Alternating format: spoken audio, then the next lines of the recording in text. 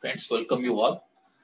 Uh, Today we are going to learn one more new concept. This is about convertibility of rupee, a convertibility of currency. We are discussing that currency convertibility in the context of Indian rupee. You might have heard this term earlier also. Many times, many discussion goes on whether Indian rupee is convertible. Is it good to ensure that currency is 100% convertible, fully convertible or not? Whether which are the currencies which are fully convertible? So that's of course an important issue, and that has got a lot of impact on international trade.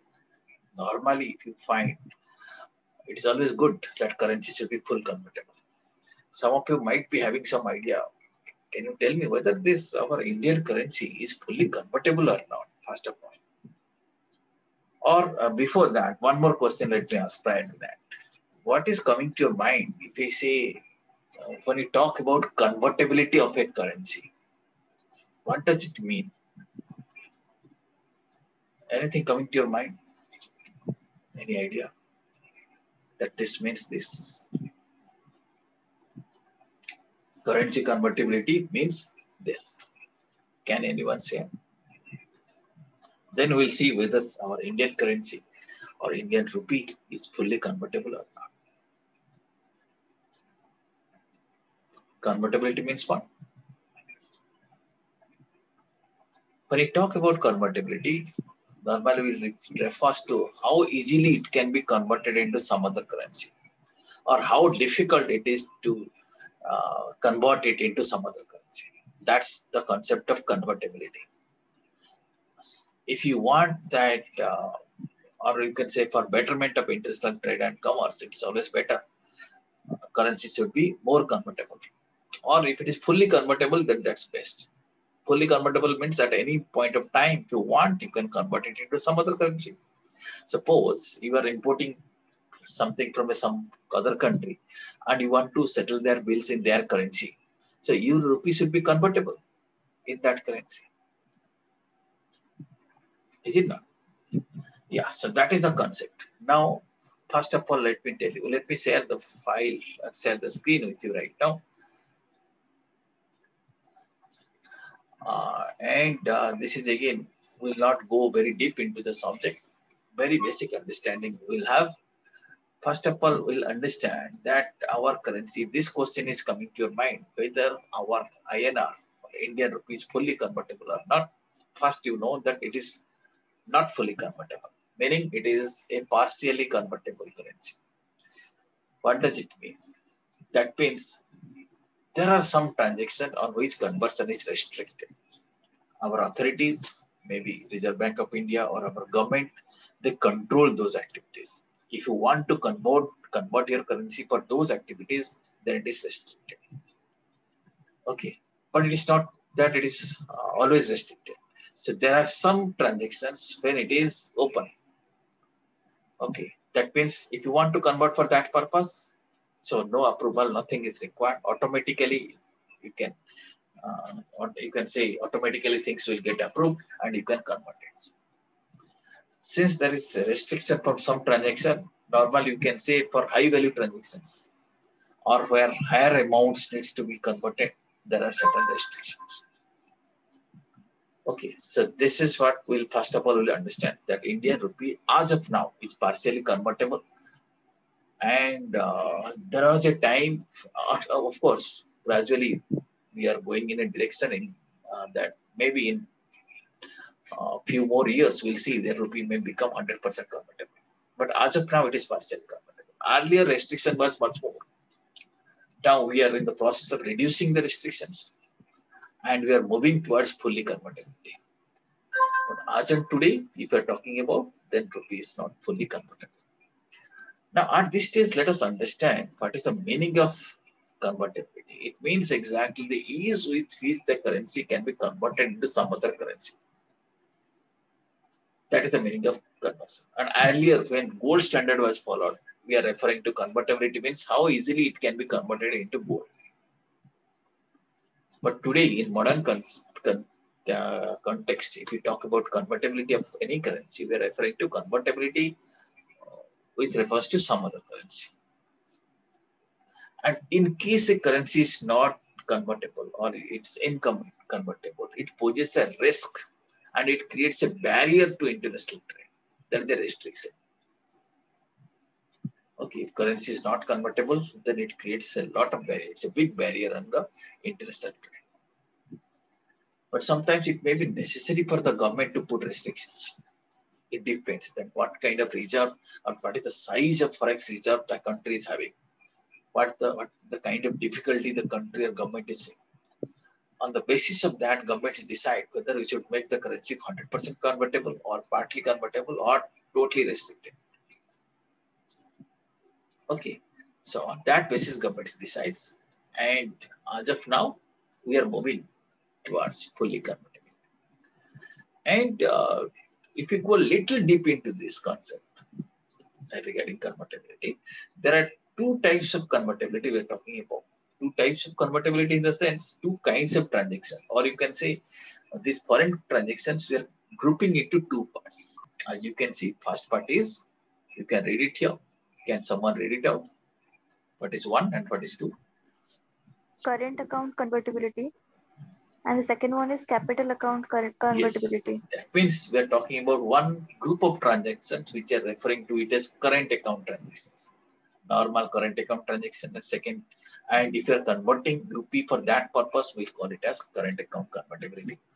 And if you are converting it to for some capital account transactions, then we'll refer to it as capital account convertibility. Okay, these are the two kinds. At a very basic level scale we are discussing, we are not going deep into the subject, and for your syllabus, that's also not necessary.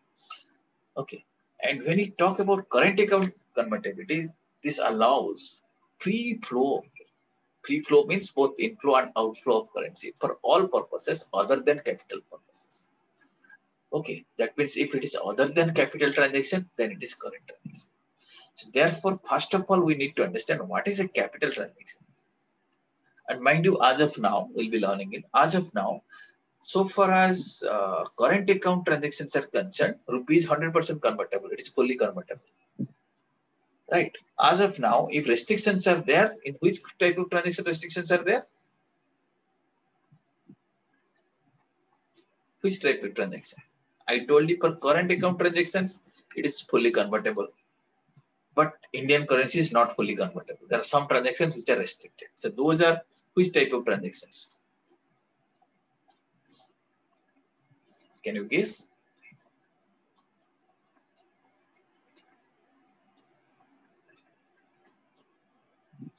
Can you guess?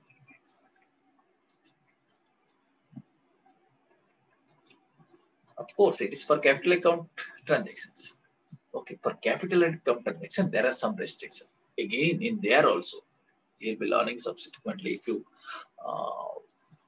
understand our financial market also, you know, that if there is, let us say, equity investment, etc., when it is coming from foreign country or you're investing outside, for some specific purposes, it is allowed. Allowed means we call it is allowed through automatic route. So, in fact, Reserve Bank of India has prescribed two routes. One, you can say automatic route, meaning if you are doing conversion for those purposes, then it is automatically approved. Second is approval route. Approval route means you have to get approval from Reserve Bank of India. So far as capital account transactions are concerned, so there are some restrictions. Let us understand what is the meaning of those capital account transactions. Then we'll be able to understand what is capital account convertibility. So when we talk about capital purpose, it means dealing in investments in foreign currency. For example, let us say you want to make investment in equity shares in foreign currency in some other country, or it may be obtaining loans in foreign currency, or maybe acquiring any plant and machinery from abroad and making payments in forex. So these kind of transactions are referred to as capital account transactions. If your transaction is of this nature, then there is restriction. But otherwise, for current account transaction, it is fully convertible as of now. Okay. And if a transaction is not a capital account transaction, it is a current account transaction. Okay. There is a long history to the Indian story of convertibility. We are not going through all these stories behind that. Just give you some very basic idea. Any story is there in the slide. Later on, you can pause it and read it. Uh, this thing, there was some balance of payment crisis in India in the financial year 1991, you know. And after that, India followed this liberalized exchange rate management system, which is popularly called as LOBS. Okay, so that is a major step India took towards convertibility. And that time, what was happening, you know, two kinds of rates are maintained. One is normal market rate, second is official rate. That means the RBI was declaring a kind of rate. And for some transaction, it is permissible that 40% you can 40% of the transaction amount you can convert at official rate and 60% at market rate. That means at any time you can just like that you cannot uh, convert it at market rate. So RBI was maintaining two rates. Market rate is of course market driven, but there was an official rate. So 40% was to be converted at official rate and 60% was to be converted at market rate. Now we need not again go deep into that because this is history now. That is not the story right now. But it started like this. Okay, so later on, India moved towards more and more convertibility. It again open to the all kind of merchandise transactions to 100% convertibility. Then as of now, mercantile transaction as well as service transactions, if it is for current account purpose, all are 100% convertible. Okay, so from August 1994, the government of India declared full convertibility of rupee on current account. So now current account transactions are fully convertible. Okay, for capital account convertibility, the government had established a committee that is called as Tarapur Committee. They have recommended something. We are still in the process of following that recommendation. And in a staggered manner, we are trying to make the capital account transactions are also fully convertible. Okay, but as of now, you see capital account transactions are not fully convertible. Current account transactions are fully convertible. That's the concept. Okay, so gradually time will come, everything will become convertible.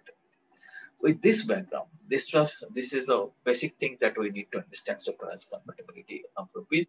But only one thing I would like to deliberate upon you to think of that whether convertibility is good or not. Most of the time you can find currencies of developed countries you can find they are always fully convertible. Developing country you may find maybe partly convertible. And underdeveloped countries will find their currencies are almost restricted. Okay, sure. There are a lot of advantages of this currency convertibility. First of all, it encourages export. Many advantages. You can think of many advantages without seeing these points. Okay, rather we should, instead of observing this point, we can straightway discuss. So first of all, when it becomes convertible, the biggest advantage is that your own market gets integrated with the global market. Entire currency rates are market driven, so anytime you can convert it to any currency.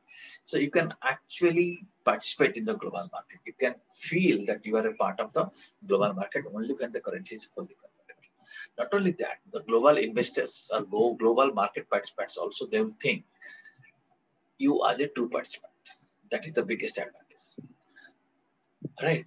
Of course, you have to adopt strategy, some specific strategy to manage your balance of payment problem, all these things. But normally in long run, you'll find things will get stabilized. We are moving in that direction.